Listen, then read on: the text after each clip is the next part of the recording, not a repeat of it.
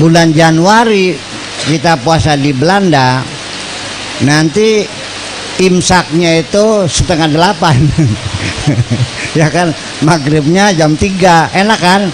Nah itulah makanya Allah menentukan puasa pada bulan Ramadan itu supaya seluruh penduduk dunia menjadi adil, pernah mencicipi puasa musim panas dan pernah mencicipi puasa musim dingin, kecuali orang Indonesia yang paling berkah seumur hidup puasanya pada cuaca yang sama, bedanya hanya kalau musim dingin 15 menit sebelum 15 menit kurang jam 6 kurang 15 menit.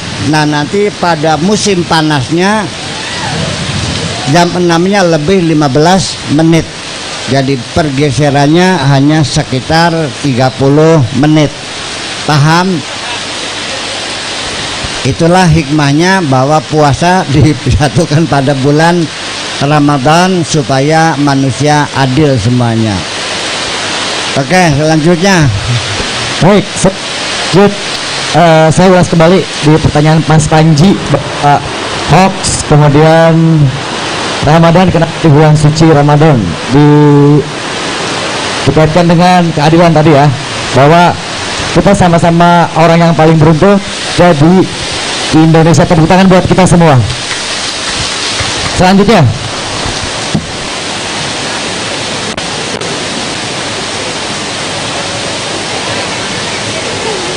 dari wanita boleh, tadi sudah laki-laki 2 ya, biar ada adil lagi. Yang wanita saya minta 1 orang sebelumnya, sebentar.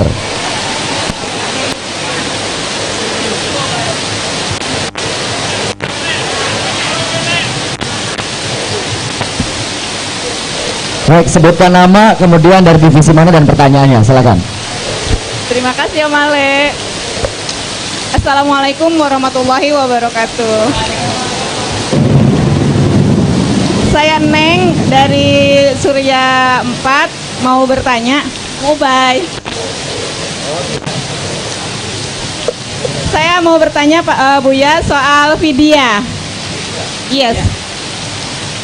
Berapa banyaknya bayar fidyah dan kapan waktu bayarnya? Apakah waktu bulan puasa, misalnya nggak tiap hari Buya, misalnya sekalian bulan puasa dalam akhir bulan puasa, atau seperti zakat fitrah?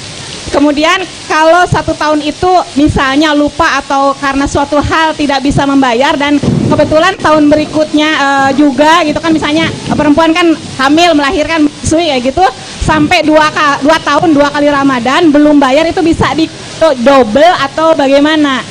Terima kasih Buya. Wassalamualaikum warahmatullahi wabarakatuh. Nah, sama-sama Bu Neng, saya ulang kembali Bu ya, tentang berapa bayar fidyah serta waktunya, dan jika sampai dengan 2 kali Ramadan, oke, diminta diperjelas. Terima kasih. Saya menganjurkan bayar fidyah itu kita tahu dirilah. Jadi ukurannya it'amu miskin tuh, ngasih makan orang miskin tuh standarnya diri kita sendiri. Ya. Kalau orang itu buruh tani, ya kan, buruh pabrik yang tiap hari juga makannya sekitar 15.000, maka ya fidyahnya juga 15.000. Tapi kalau orang kaya yang biasa makan di hotel Mandarin yang sekali makan tuh 600.000, maka ya fidyahnya sekali makan tuh ya harganya 600. Iya dong, supaya adil dong, masa rata-rata 15.000. Jadi ukurannya siapa? Ya kita sendiri. Kalau kita orang kaya, berapa biaya makan kamu sekali makan, itulah besaran fidyah. Kalau Bitarmi dan Mankadim gitu, dia makan juga tiap hari hanya dengan kepala ikan asin, ya paling-paling hanya 5.000. Ya sudah, berarti fidyahnya ya 5.000 itu satu.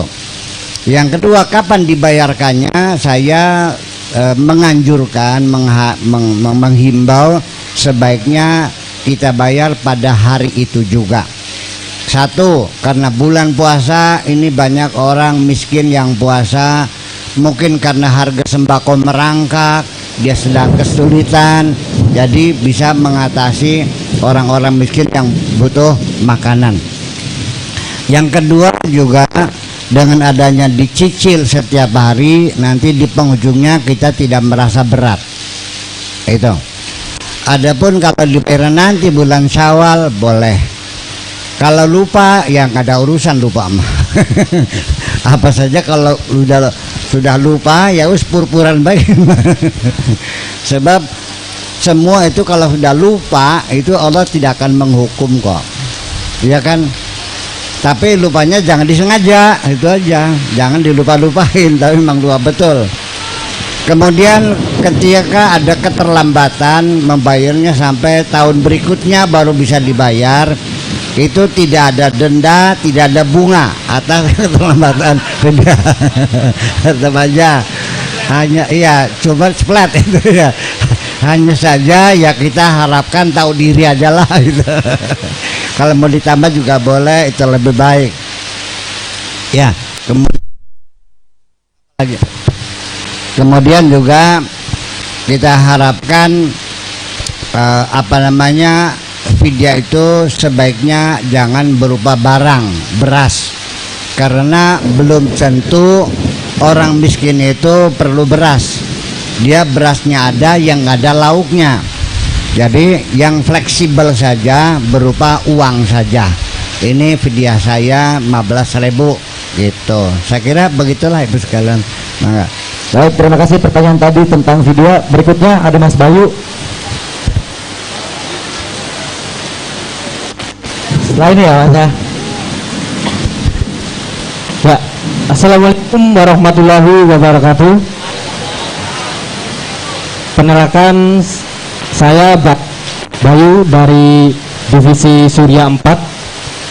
Ini sebelumnya mohon maaf Pak Kiai, saya mau bertanya, ada atau tidak ada hukumnya seorang perempuan yang menjalankan puasa atau tidak itu rambutnya dicat, terus matanya ada apa nih, matanya sini tuh bukan softland, ada softlandnya, softland ya.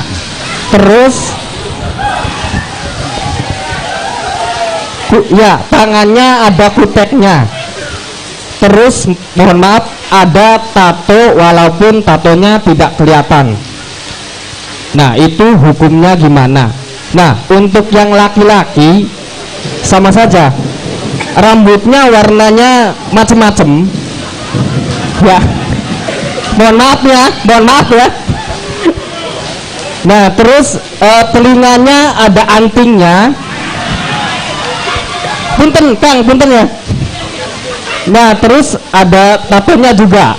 Nah itu mohon dijelaskan Pak Kiai supaya kita semua menjadi seorang yang lebih baik lagi. Terima kasih Pak Kiai. Assalamualaikum warahmatullahi wabarakatuh. Waalaikumsalam. Waalaikumsalam warahmatullahi wabarakatuh. Itu deskripsinya kurang lengkap. Bajunya ditempelin tutup botol kerancang kerincing. Lalu celananya disobek-sobek. Kemudian di lidahnya juga dikasih ditindik juga lidahnya. Kemudian di bibirnya juga ditindik juga gitu. Ada lagi yang di alis ya. Itu semuanya adalah fashionable. Ya. Jadi gini, ini ceritanya orang rambut dicat itu sejak zaman dahulu kala. Pada zaman Nabi Muhammad Sallallahu Alaihi Wasallam. Perlu diketahui bahwa tentara umat Islam itu orang tua-tua, rambutnya sudah beruban. Kata-kata Nabi, jangan kelihatan tua, tentara harus perkasa, dicat tuh rambutnya gitu. Jadi memang ada perintah oleh Rasulullah, Iya, termasuk mereka yang dicat mungkin nuruti Rasulullah juga barangkali. Iya. Lalu bagaimana dampaknya pilok ya? Itu cat rambut itu tidak menghalangi wudhu kita. Termasuk tato juga tidak menghalangi karena dia ada di bawah kulit. Ya, tidak menghalangi. Kemudian anting juga nggak ada persoalan. Kalau memang itu tradisi di masyarakat itu memang acceptable, ya nggak ada masalah. Seperti di Afrika itu ada yang pakai, laki-laki pakai kalung sampai lehernya panjang sekali. Juga pakai ini di suku Amazon itu juga ada yang malah bibirnya itu di bolong-bolong begitu pakai gini. Nah itu kalau memang itu tradisi itu ya kita bagaimanapun jangan menghinakan tradisi orang lain. Jangan mengatakan bid'ah kafir. Itu tradisi mereka. Tradisi ini adalah milik kita dan kita harus menghormatinya. Sebelum saya jawab, saya ingin berkembang bicara dulu. Ini ada sok gaya-gaya ingin memperbaiki moral. Dulu ada tradisi sampyong. Sampyong itu menggunakan penjalin saling memukul kaki sebagai adu kejantanan waktu itu. Dibilangnya haram segala macam, menyakiti. Oke, setelah dibubarkan diharamkan, akhirnya munculnya tawuran. Malah rumah yang dibakar.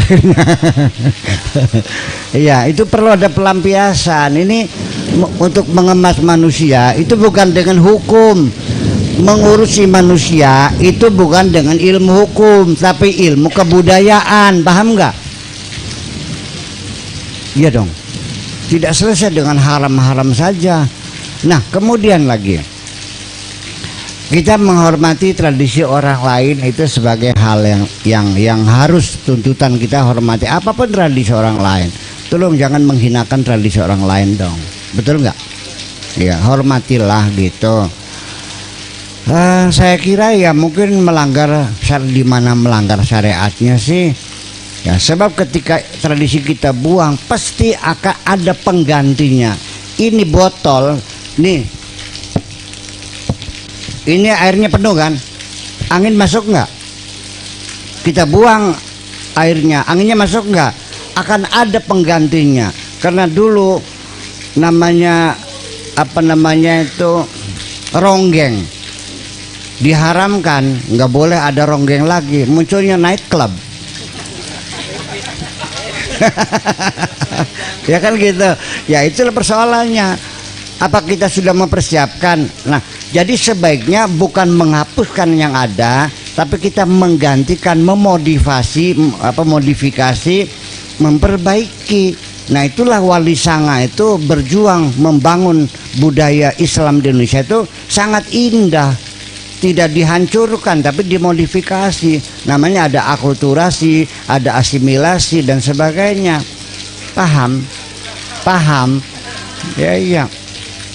Ini laki perempuan berkumpul. Ini tradisi kita. Jangan diharam-haramkan. Itu mau di Saudi diharam, di sini mah enggak, silakan. Masa perempuan nggak boleh ngaji? Ngaco kamu mah. Betul nggak? Ya iya. Dan juga saya seneng lihat ceweknya. Ya jujur aja dah. Kalau ngeliat cewek cantik nih nggak ada kiai, ada tukang beca sama. Betul, iya. Seharian kerja lelah sekali, begitu melihat wajah yang cantik hilang semuanya. Ada desiran-desiran yang luar biasa itu, membuat jadi rilis semuanya. Itu, ya sama dengan di PJT lah itu. Tidak bisa dibohongi semacam itu. Tetapi selagi dalam kewajaran gak ada masalah dong. Saya tidak mengatakan tidak boleh melihat wajah perempuan, nggak apa-apa. Kalau kita berpapasan, ya kan, berpapasan, ya nggak ada masalah. Jangan nutup mata, nanti kesandung dong. Nggak apa-apa berpapasan. Yang nggak boleh itu ketika kita mulai menengok gitu. Itu sudah lampu kuning, tapi udah melototin lampu merah namanya itu mah. Itu saja kok. Jadi Allah tidak akan melihat mata kita, tapi yang lihat itu hati kita, kan begitu persoalannya. Jadi artinya hanya satu tadi itu, tato tidak menghalangi, rambut tidak menghalangi, anting tidak menghalangi. Tapi jangan lalu mengatakan nanti ada oleh-oleh. Tadi kemarin Buya Sakur memperbolehkan pakai anting, jangan loh. Ya, saya tidak akan menyalahkan siapapun. Hanya saja yang menghalangi itu kitek. Ya, boleh silakan kitek, tapi pada saat sembahyang ya dihapus lagi. Itu obatnya namanya apa tuh? Asiton. Hah? Iya setan, iya namanya setan. Itu dihapusin. Nanti kalau sudah sembahyang kasih kitek lagi gitu. Ya, kitek mah murah lah. Tapi ada yang lebih bagus lagi, itu pakai hana. Namanya pacar gitu ya. Ya, itu langsung nempel di kulit, itu tidak menghalangi. Tapi warnanya tidak bisa milih. Dan warnanya ya kurang inilah. Warnanya kurang menarik ya. Ya. Nah, kemudian juga lipstick yang color stay itu juga sama, itu bisa menutupi. Jadi makanya kalau mau wudhu ya dihapus dulu wudhu, setelah itu pakai lipstick lagi, nggak ada masalah. Toh oke, apa maning nganggo men sajontore bae wis kena. Ngerti sajontore kayak gitu. Nggak ada masalah. Saya sangat mengerti wahai perempuan bahwa engkau ingin tampil cantik. Makasih. Jadi kalau saya boleh ulas sedikit, yang paling khawatir adalah kayaknya Ibu Heni tadi. Ya nggak sih Bu? Oh jadi rambutnya diwarna Bu Heni tuh. Oh Ibu tuh pakai softline. Oh enggak. Baik Mas Bayu, sudah cukup jelas ya penjabarannya.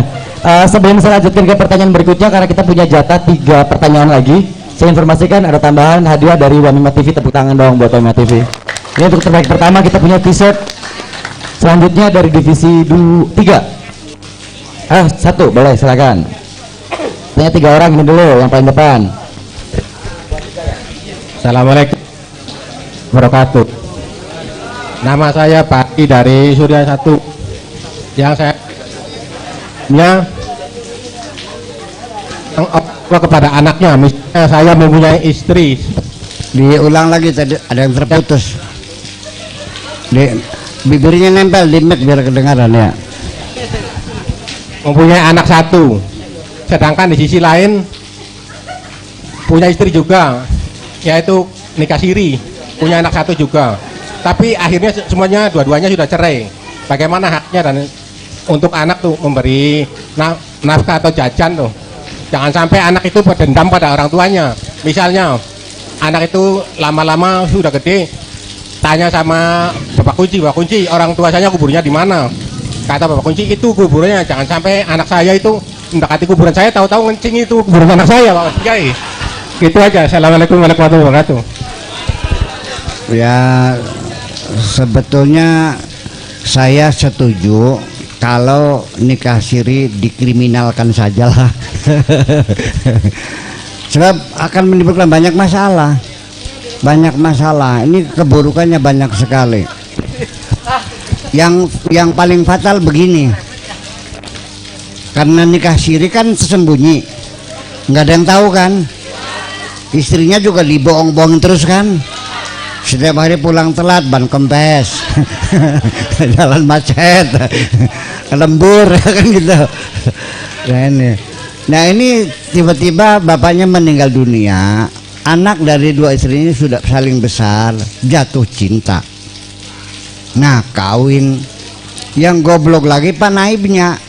Kamu bapaknya siapa? Kasan. Kamu Kasan Padaya, ya pada. Lalu dikawinkan. Setelah punya anak, terbukti bahwa itu bapaknya sama. Ini kan menjadi miserable, menjadi penderitaan luar biasa. Anak sudah ada, padahal itu adiknya sendiri. Ini statusnya anak apa? Apa anak bergolak ini nih? Nah, jadi sebaiknya jangan umpet-umpetan lah. Kemudian juga kamu harus tahu bahwa apakah mungkin menyakiti istrimu itu disebut sunnah Rasul? Tertampak sudah. Ya ini kan lucu, orang laki-laki ini nggak jelas logikanya. Ya, seorang suami baik ya, saya tahu baik sekali kepada orang lain ya, sopan, ramah, halus, suka menolong. Semua orang menyanjung orang tuh baik sekali padanya. Tapi ternyata di rumahnya pada istrinya galaknya, bengisnya bukan main, koplok, cemeram tuh kah bikin dia? Apa enggak keliru? Bukankah istrimu dulu yang kau hormati seperti itu? Kan lucu. Orang yang sayang sama kamu, yang mengabdikan diri kamu, dikoplok-koplok sama orang lain kok kamu bersopan-sopan. Apa enggak kebalik tuh otakmu itu? Betul enggak, Bu? Keprok dong, keprok.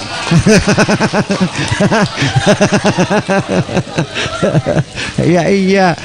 Nah itulah makanya begini, ini statusnya sulit sekali. Nikah siri itu rumit akhirnya. Ketika mau bercerai, bagaimana cara bercerainya? Sampai pengadilan agama sendiri juga berbelit-belit. Pertama akan dilakukan isbatun nikah dulu, bayangkan. Dibikinkan buku nikahnya dulu. Setelah itu menunggu sekian hari diceraikan kembali, dikeluarkan surat cerainya. Rumit berbelit-belit. Nah, sampai akhirnya hak nafkah anak juga terlunta-lunta. Iya kan? Ya pasti dong, istri tuanya nggak terima, kasih makan siapa? Anak saya, itu bukan anak saya, bukan anak kamu, itu anak bergolak, bilang gitu. Nah itulah makanya sebaiknya saya tidak akan menjawab bagaimana hukumnya, tahu diri aja lah. Makasih. Sebagai tambahan, makanya ibu-ibu kalau suami minta kawin lagi dikasih izin ya.